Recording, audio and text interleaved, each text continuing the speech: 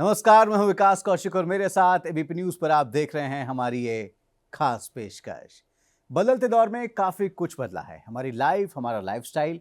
लेकिन हमारी इसी बदलते लाइफस्टाइल के साथ साथ हमारे बदलते खान पान, हमारी कम होती फिजिकल एक्टिविटीज का असर हमारी फिजिकल और मेंटल हेल्थ के साथ साथ हमारी बॉडी की रिप्रोडक्टिव हेल्थ को भी प्रभावित कर रहा है। और यही वजह है कि बढ़ती हुई इनफर्टिलिटी यानी बांझपन की वजह से आजकल बड़ी तादाद में लोग अपनी औलाद को पाने की खुशी से वंचित हो रहे हैं। देश में इनफर्टिलिटी के बढ़ते हुए केसेस के जो आंकड़े हैं, एक्सपर्ट्स कहते हैं कि वो आंकड़े डराने वाले हैं। लेकिन इन डराने वाले आंकड़ों के बीच उम्मीद की किरण है आईवीएफ यानी इन विट्रो फर्टिलाइजेशन, जिसके जरिए आप पा सकते हैं अपनी औलाद का सुख। इसके सेल्फ साइकिल आईवीएफ के जरिए सुनिश्चित होता है कि निसंतान दंपत्ति न केवल अपना बच्चा पाएं बल्कि सचमुच वो बच्चा उनका अपना हो, उसमें उनके अपने जीन्स हों। तो आज इस खास प्रोग्राम में हम जानने की कोशिश करेंगे कि ये आईवीएफ या इसका सेल्फ साइकिल आईवीएफ कैसे संभव होता है, क्या है इसका तरीका, ये कितना आसान है और क्या इसके कोई नुकसान भी हैं। इन सारे सवालों के जवाब देने के लिए आज हमारे साथ हैं doctor Vandana Bhatia, infertility and IVF experts. और मैं आपको बता दूं कि आपको इस क्षेत्र में दशकों का अनुभव है और फिलहाल आप भारत के सबसे बड़े फर्टिलिटी नेटवर्क्स में से एक नोवा आईवीएफ के साथ हैं। मैम, आप इतना वक्त निकालकर हमारे बीच में आज पहुंची हैं, बहुत बहुत धन्यवाद आपका सबसे पहले तो मैम, मेरा पहला सवाल तो आपसे यही है कि एक्सपर्ट्स कह रहे हैं कि जो इनफर्टिलिटी के आंकड़े हैं इंडिया में वो बहुत ज़्यादा बढ़ गए हैं। पिछले तकरीबन 10-15 सालों में तो बहुत ज़्यादा इजाफा हुआ और अब ये आंकड़े डराने वाले हो गए हैं। क्या ये हकीकत है मैम? क्या सचमुच समाज को डरना चाहिए इस बात से? बिल्कुल बिल्कुल। एक वक्त था जब ये फिगर्स जो थे इंडिया में, हम बोलते थे कि जो बांझपन है, इनफर्टिलिटी की प्रॉब्लम है, वो करीब करीब कह सकते हो 5 से 8% के बीच में होती थी। लेकिन अब जो डेटा सामने निकल के आ रहा है और कुछ सालों में हमने ही देखा है कि ये फिगर्स बहुत बढ़ गए हैं। नाउ आज की दौर में ये फिगर समवेयर अराउंड 8% से लेके 25-30% तक हैं। कई स्टेट में से तो 30% के ऊपर भी बताया गया है। तो डेफिनेटली ये एक कॉज ऑफ कंसर्न है कि infertility is definitely on the rise. तो मैम, ये अगर 30% से ज़्यादा है तो ये तो बहुत ज़्यादा मतलब चिंता का विषय है। और ये चिंता क्या हम मतलब इसकी जो वजहें हैं, जैसा मैंने भी अभी जिक्र किया, एक्सपर्ट्स कहते हैं कि लाइफस्टाइल उसका बहुत बड़ा फैक्टर है। जो हमारी ज़िंदगी जिस रफ्तार से बदल रही है, हमारा खाना पीना बदल रहा है, तो क्या सचमुच ये जो लाइफस्टाइल से जुड़े हुए फैक्टर्स हैं वो इतने इंपॉर्टेंट हो जाते हैं कि हमारी रिप्रोडक्टिव हेल्थ तक को वो इम्पैक्ट करने लगे? बिल्कुल बिल्कुल, जैसे कि आपने कहा लाइफस्टाइल एक बेसिक फैक्टर है। जब हम लाइफस्टाइल की बात करते हैं तो ये सिर्फ खान पान तक नहीं है, एक थॉट प्रोसेस भी है जो कि आपको मालूम ही होगा और सबको मालूम है कि आजकल की जनरेशन का थॉट प्रोसेस भी बहुत डिफरेंट है। ज़्यादा महत्व दिया जा रहा है करियर को, तो इसके कारण लेट मैरिजेस हैं। तो that is one of the main factors. और लेट मैरिजेस भी एक पार्ट है। Then even if they get married, अगर वो शादी कर भी लेते हैं तो कहीं ना कहीं they don't want to have a child early. वो थोड़ा समय लेना चाहते हैं, चाहे इसको अपनी रिस्पॉन्सिबिलिटी का डर कह लीजिए या उनकी थॉट प्रोसेस है। फिर डेफिनेटली पोल्यूशन, स्ट्रेस फैक्टर, चाहे वो घर में है, चाहे वो बाहर है, वर्क प्रेशर है।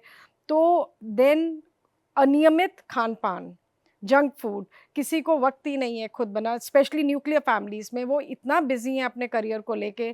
तो ये सारी चीज़ें डेफ़िनेटली बहुत मैटर करती हैं एक कपल की रिप्रोडक्टिव कैपेसिटी को लेकर। वक़्त ही नहीं है आपस में, तो फिर how is the baby going to be there? तो ये सारी चीज़ों को डेफ़िनेटली आज के कपल्स को मद्देनज़र में रखना चाहिए।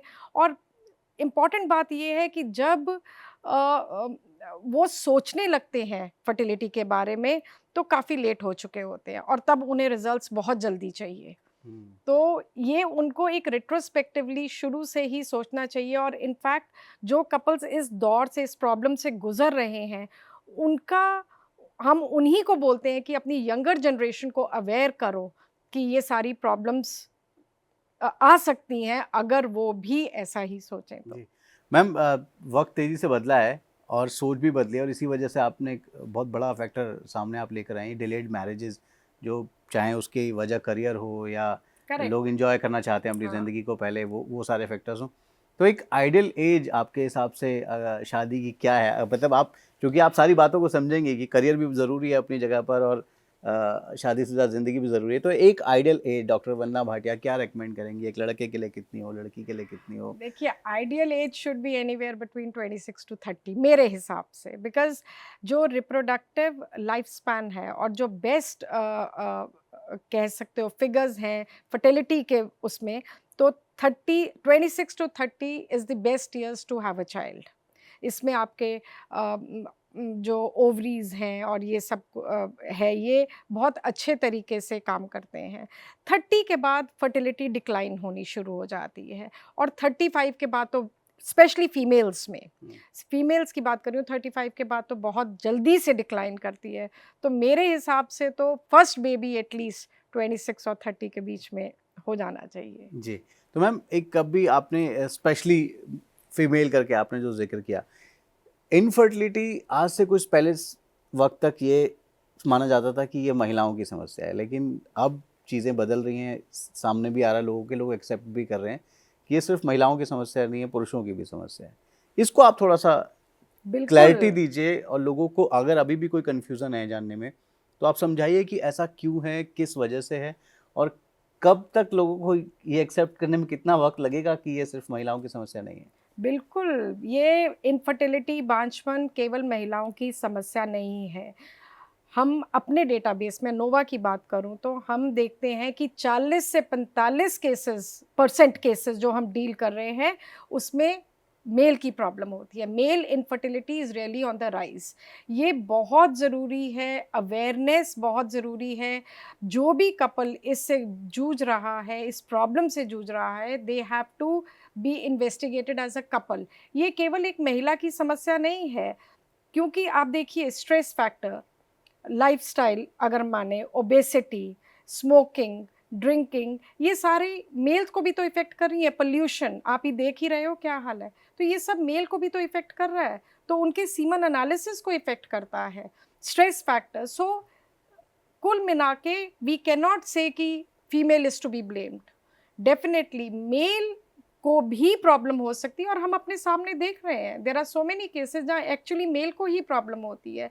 तो ये बिल्कुल गलत धारणा है सोसाइटी में कि अगर इनफर्टिलिटी है, अगर एक कपल की संतान नहीं हो रही है, तो केवल और केवल महिला की प्रॉब्लम है। बिल्कुल भी नहीं। आई थिंक हमें इस सोच से अब निकलना पड़ेगा, और मेल्स को भी सामने आना पड़ेगा। अभी भी हम देखते हैं बहुत मेल्स हिचकिचाते हैं अपना टेस्ट करवाने से, जो कि बिल्कुल गलत है। जी। तो आप क्या सलाह देती हैं मैम, जब ऐसा कोई हिचकिचाता है तो कैसे आप कॉन्फिडेंस देती हैं उसको कि भाई प्रॉब्लम तुम में भी हो सकती है, तुम क्यों नहीं टेस्ट कराते? करेक्ट, ये किसी में भी प्रॉब्लम हो सकती है, ये कहना, और प्रॉब्लम कभी भी आ सकती है। तो इससे हम, अगर हमें एक रिजल्ट चाहिए फर्टिलिटी का, और अगर हमें संतान चाहिए, तो ये कोई ब्लेम गेम नहीं है कि ये तुम्हारा कसूर है या मेरा कसूर है, ऐसा कुछ भी नहीं है। अगर आप इलाज के लिए आए हैं, और अगर फीमेल अपना इलाज कराने को तैयार है, तो व्हाई नॉट मेल्स? बिल्कुल। ऐसा कुछ नहीं। और एक्चुअली मैं आपको ये भी बता दूं, अब अवेयरनेस भी है, और बहुत सारे मेल, सोसाइटी बदल भी रही है, बहुत सारे मेल्स भी आगे आ रहे हैं, and they are open to it कि अगर उनमें कोई प्रॉब्लम है तो डेफिनेटली दे कम फॉरवर्ड कि हम भी इलाज कराने को तैयार हैं, and they are successful also. जी।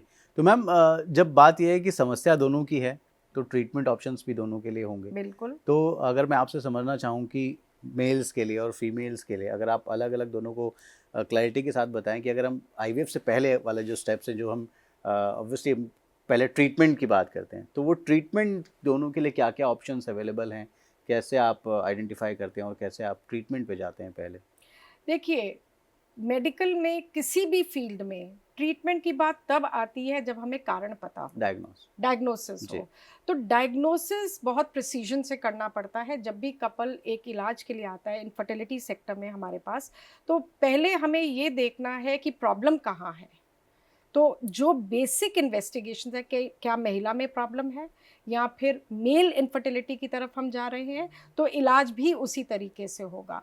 अगर एज की प्रॉब्लम है, अगर मैं कहूँ कि एन्युवुलेशन की प्रॉब्लम है कि महिला के अंडे नहीं बन रहे, या ओवरीज की क्षमता कम हो गई है एग्स बनाने की, या उनकी ट्यूब्स में कोई प्रॉब्लम है, या यूट्रस की लाइनिंग जिसे हम एंडोमेट्रियम कहते हैं उनमें कोई प्रॉब्लम है, तो इलाज उस हिसाब से होगा, तो प्रोसीजर्स उस हिसाब से होते हैं।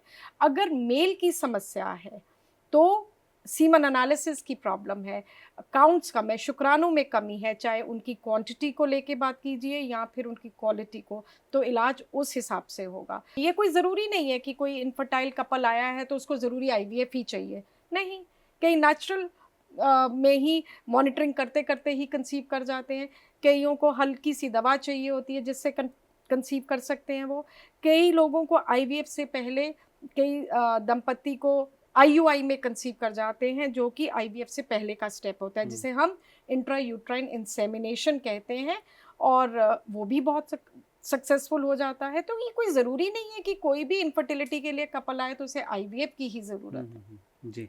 तो मैम अगर हम ये बात करें कि जब ट्रीटमेंट से जब डायग्नोस कर लेते हैं और उसके बाद ट्रीटमेंट आप शुरू करते हैं और ट्रीटमेंट से अगर प्रॉब्लम सॉल्व ना हो तो ऑफ कोर्स आईवीएफ ही एक स्टेप है। तो आप आईवीएफ को कब रेकमेंड करते हैं अपने पेशेंट्स को जो आपके पास आते हैं, कपल्स को कैसे आप समझाते हैं आईवीएफ के बारे में, और क्या वो कंडीशंस हैं जो एक आईवीएफ को कामयाब बनाती हैं? देखिए, जब भी इनफर्टाइल कपल आता है कोई भी, पहले दोनों की इन्वेस्टिगेशंस, जैसे मैंने पहले भी बताया, पहले कारण ढूंढना है कि इनफर्टिलिटी क्यों है, बांझपन क्यों है। फिर अगर वो नेचुरल तरीके से कंसीव नहीं कर पा रहे, ऑफ कोर्स ट्राई करके तो आते ही हैं, अगर वो आईयूआई से कंसीव नहीं कर पा रहे, हमने उनको 2-3 अटेम्प्ट्स दे दिए हैं और कहीं प्रॉब्लम नज़र नहीं आ रही, तब हम आईवीएफ की तरफ बढ़ते हैं। या फिर उनकी शुरुआत में ही फीमेल की उम्र ही बहुत ज़्यादा है, बड़ी तो नहीं, ज़्यादा है अगर, और उनकी ओवरीज की क्षमता कम हो गई है अंडे बनाने की, या उनकी ट्यूबें ही बंद हैं, या उनकी परत में कोई प्रॉब्लम है जो कि नेचुरल या आईयूआई से नहीं काबू में आ सकती, इन कारणों के कारण हम महिला के लिए हम आईवीएफ बोलते हैं। दूसरी बात की जाए पुरुष की, अगर उनके शुक्राणु में बहुत कमी है, उसकी क्वालिटी में बहुत कमी है, क्वांटिटी में कमी है कि आईयूआई भी सक्सेसफुल नहीं होगा, तो डेफिनेटली उनको आईवीएफ या इक्सी के बारे में हम बताते हैं। जी। मैम आपने आईयूआई का काफ़ी बार जिक्र किया है, तो मैं थोड़ा सा आपसे थोड़ा डिटेल में समझना चाहूँगा कि ये है क्या? दूसरा, कई बार लोगों को ये भी लगता है कि अगर जिनका आईयूआई फेल हो गया है, बार-बार अटेम्प्ट करने के बाद फेल हुआ है, उनका आईवीएफ भी फेल हो जाएगा। क्या ऐसा कुछ मिसकंसेप्शन है नहीं, लोगों नहीं, में देखिए, जो दूर होना चाहिए? आईयूआई का मतलब होता है इंट्रायूट्राइन इंसेमिनेशन। इसमें ये नेचुरल की तरह ही है। इसमें फ़र्क इतना है कि हम महिला को मॉनिटर करते हैं, उसकी फॉलिकुलर ग्रोथ मीन्स कि जो उसकी एग की ग्रोथ, एक लेमैन टर्म में बोलूँ तो, उसको मॉनिटर करते हैं, और जब समय आता है उसको रप्चर करने का या एग फूटता है, तो हम उस समय हस्बैंड का सैंपल लेके उसको प्रिपेयर करके लैब में, और बेस्ट शुक्राणु जो उसका पेलेट बनता है वो हम यूट्रस में डालते हैं लेडी के, फीमेल के, इसे हम इंट्रायूट्राइन इंसेमिनेशन बोलते हैं।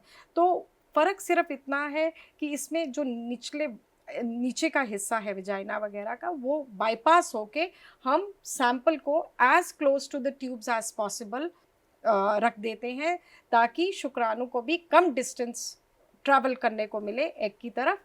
एंड सेकेंडली, कि अगर कोई भी फैक्टर है जिससे, मान लो जब नेचुरल इंटरकोर्स होता है तो जो शुक्राणु कई बार मर जाते हैं, या कोई एंटीबॉडीज़ हैं फीमेल में या कुछ है और ऊपर तक नहीं जा पाते, तो हम निचले वाला हिस्सा पूरा बाईपास कर देते हैं। तो आईयूआई की सक्सेस रेट नेचुरल से अराउंड 15 to 20% में भी ज़्यादा हो, ये आईयूआई है। बहुत ही सरल होता है, सिंपल तरीका है, इसमें कोई बहुत ज़्यादा वो नहीं है, प्रॉब्लमैटिक नहीं है, जी। या बहुत ज़्यादा इसमें कोई खर्चा वगैरह भी नहीं है। जी। तो लेकिन दूसरा सवाल आपने का दूसरा हिस्सा ये था मेरा कि जिनका आईयूआई फेल हो जाता है, हाँ, क्या उनका आईवीएफ भी फेल होने की संभावना नहीं, होती बिल्कुल भी नहीं। इनफैक्ट जिनका आईयूआई फेल होता है, हमने 2-3 बारी ट्राई किया है और उनका बहुत अच्छे साइकिल गए हैं, कोई कमी पेशी नहीं रही उनके आईयूआई में। तो फिर ये कैंडिडेट्स हैं, ये multiple IUI failure is an indication कि अब हम आईवीएफ की की तरफ तरफ जाएँ। जाते हैं? और बहुत सारे केसेज़ ऐसे हैं जहाँ पर आईयूआई फेल हो जाता है एंड आईवीएफ से वो कंसीव कर जाते हैं। जी, ऐसा कुछ भी नहीं है, ये बिल्कुल ही गलत धारणा है। जी। तो मैम अब हम आईवीएफ के बारे में और आपसे जानते हैं। आजकल सेल्फ साइकिल आईवीएफ का भी बड़ा जो शब्द है सुनने को मिलता है, और इसी के साथ-साथ डोनर आईवीएफ भी एक कॉन्सेप्ट है। तो थोड़ा-सा हमें क्लैरिटी दीजिए कि ये दोनों आईवीएफ के ही हिस्से हैं, कैसे दोनों काम करते हैं? और इसमें जो सेल्फ साइकिल आईवीएफ है, उसकी क्या खूबी है? देखिए, आपने जैसे शुरू में ही ज़िक्र किया था, सेल्फ साइकिल आईवीएफ का मतलब होता है इसमें हम दंपति के वाइफ़ के एग्स लेंगे, अंडे, और हस्बैंड के ही शुक्राणु का इस्तेमाल करते हैं।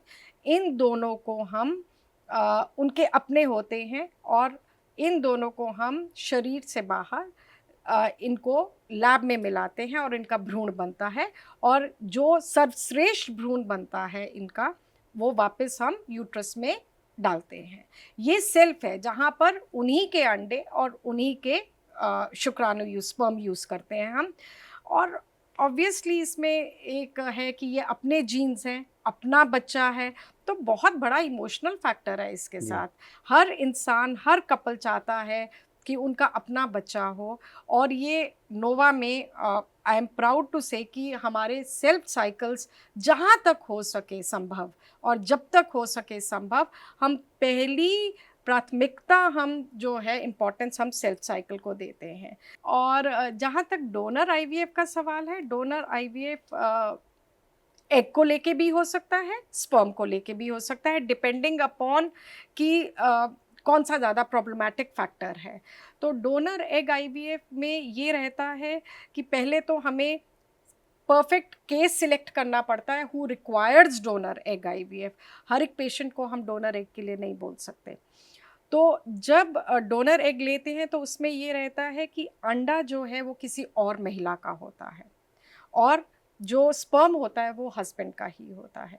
और अगर हम बात करें डोनर स्पर्म आईवीएफ की, तो इसमें जो एग होता है वो वाइफ का रहता है, और जो स्पर्म है वो किसी और पुरुष का होगा, जो कि एआरटी बैंक से, जो डोनर एग और डोनर स्पर्म है, ये एआरटी बैंक से हमें गमीट्स लेने पड़ते हैं, और इसी से फिर हम आगे आईवीएफ करते हैं। मैम अगर सेल्फ साइकिल आईवीएफ के सक्सेस रेट की बात करें तो आपका एक्सपीरियंस क्या कहता है, कितना सक्सेस रेट है इसका? देखिए, जब भी हम सक्सेस रेट की बात करते हैं तो एक होता है कोलैबोरेटिव सक्सेस रेट कि सेंटर का क्या सक्सेस रेट है, एक होता है इंडिविजुअलाइज सक्सेस रेट।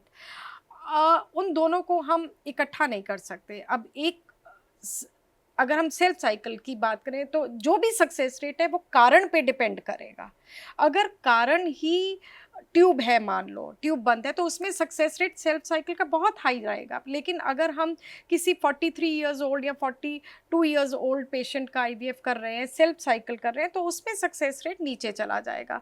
तो कोलैबोरेट, इन दोनों कारणों को हम सेम सक्सेस रेट की उस पर नहीं कर सकते हैं। तो success rate will differ individually कि हम किस कारण से साइकिल कर रहे हैं। यंग फीमेल्स में अगर हम सेल्फ साइकिल करते हैं तो सक्सेस रेट बहुत अच्छा रहता है, 60% भी हो सकता है। लेकिन अगर हम 42 ईयर 43 ईयर ओल्ड का सेल्फ साइकिल कर रहे हैं तो सक्सेस रेट डेफिनेटली डाउन चला जाएगा, 12%, 10% ऐसे भी चला जाएगा। तो मतलब टेक्नोलॉजी के साथ साथ जो कंडीशंस हैं उनका बहुत इंपॉर्टेंट फैक्टर बिल्कुल है। बिल्कुल बिल्कुल, बहुत इंपॉर्टेंट फैक्टर है, वो नहीं नज़रअंदाज कर सकते हम। मैम एक सवाल, बहुत महत्वपूर्ण सवाल है सारी बातचीत जो आज हमने आपसे की है। एक बड़ा मिसकंसेप्शन ये भी है कि आईवीएफ से जो बच्चे होते हैं वो डिज़ाइनर बेबी होते हैं, आप बहुत सारी चीज़ें उनके बारे में डिसाइड कर सकते हैं। तो ये एक मिसकंसेप्शन कैसे लोगों का दूर, और खासकर इसमें ये कि ट्विन्स भी आप डिसाइड कर सकते हैं? देखिए, ट्विंस डेफिनेटली किसी हद तक मैं बोलूँगी आप डिसाइड कर सकते हैं। ये डिपेंड करता है आप कितने भ्रूण डाल रहे हैं। अगर आप 2 भ्रूण डाल रहे हैं तो ट्विंस की संभावना ज़्यादा होती है, लेकिन ये ज़रूरी नहीं है कि 2 डालने पे डेफिनेटली ट्विंस होंगे। हो सकता है सफल भी ना हो और हो सकता है एक ही प्रोबेबिलिटी बढ़ जाती है और ट्विंस भी हो सकते हैं। तो ये एक फैक्टर है जो आप थोड़ा-सा फिर भी कोशिश कर सकते हैं, डिसाइड कर सकते हैं। मैम आईवीएफ की टेक्नोलॉजी को लेकर आमतौर पर लोग ये भी सोचते हैं कि बड़ी महंगी टेक्नोलॉजी है, बड़ा खर्च होता है, सबके बस की नहीं है अफोर्ड कर पाना। क्या आप मतलब क्या कहेंगे आप इसको? बहुत अहम सवाल है। डेफिनेटली थोड़ा सा एक्सपेंसिव है, ऐसा नहीं मैं बोलूँगी, बट इट इज़ ये नहीं है कि ये अफोर्डेबल नहीं है। सेफ्टी भी बहुत बड़ा कंसर्न है क्योंकि जो पेशेंट्स हैं वो जब आईवीएफ के ट्रीटमेंट तक जाते हैं तो हो सकता है उतना वक्त जाते जाते वो गंवा देते हैं कि उनका शरीर फिर वो ट्रीटमेंट के को झेलने लायक नहीं रहता। वो ये कितना इम्पैक्ट करता है फिजिकली भी? देखिए, आईवीएफ काफ़ी हद तक सेफ प्रोसीजर है। इसमें ये एक मिथ है कि इसमें बहुत पेन होती है या कुछ होता है, ऐसा नहीं है। जो पेन है वो एक इंजेक्शंस की पेन है। हाँ, वो इंडिविजुअल पे भी डिपेंड करता है। पेशेंट्स कपल्स को बहुत सारे सवाल होते हैं छोटे-छोटे जो उनके ज़हन में होते हैं, तो मैं ये कहूँगी आईवीएफ ब्रॉडली बहुत ही सेफ प्रोसीजर है, लेकिन अगर कपल के ज़हन में कोई भी सवाल है उसको लेके, आईवीएफ को लेके, आईयूआई को लेके, उनके ट्रीटमेंट को लेके, तो इट इज़ बेस्ट कि वो अपने डॉक्टर से खुले से डिस्कस करें every angle, every aspect, whether it is safety, whether it is finances, whether it is there any, कोई भी उनको शंका है, कोई भी चिंता है, वो खुले से डिस्कस करें ताकि डॉक्टर जो है उनको एज एन इंडिविजुअल कपल को लेके उन पे क्या लागू होता है, एज अ कपल उनके क्या फैक्टर्स हैं, तो उस हिसाब से डॉक्टर उनको गाइड कर सकते हैं। Otherwise broadly speaking IVF is a very very safe procedure. जी। आज बहुत सारे सवाल हमने आपसे पूछे, बहुत सारी जानकारी हमने जुटाई। बहुत शुक्रिया डॉक्टर वंदना भाटिया जी हमसे बात करने के लिए। Thank you. और आज हमारे दर्शकों ने भी बहुत सारे आईवीएफ से जुड़े सवालों के जवाब पाए हैं। कई भ्रांतियाँ आपकी दूर हुई होंगी, कई जानकारियाँ दुरुस्त भी हुई होंगी। अब भी अगर आईवीएफ या सेल्फ साइकिल आईवीएफ से जुड़ा कोई भी सवाल आपके मन में है या आप इसके बारे में कुछ भी और जानना चाहते हैं, तो आप संपर्क कर सकते हैं नोवा आईवीएफ फर्टिलिटी से। उनके सेंटर्स के जो नंबर स्क्रीन पर दिए गए हैं, आप उन पर बात कीजिए और पाइए हर जानकारी। फिलहाल हमारी बातचीत और इस खास शो में इतना ही। विकास कौशिक को दीजिए अनुमति और आप देखते रहिए एबीपी न्यूज़, आपको रखे आगे।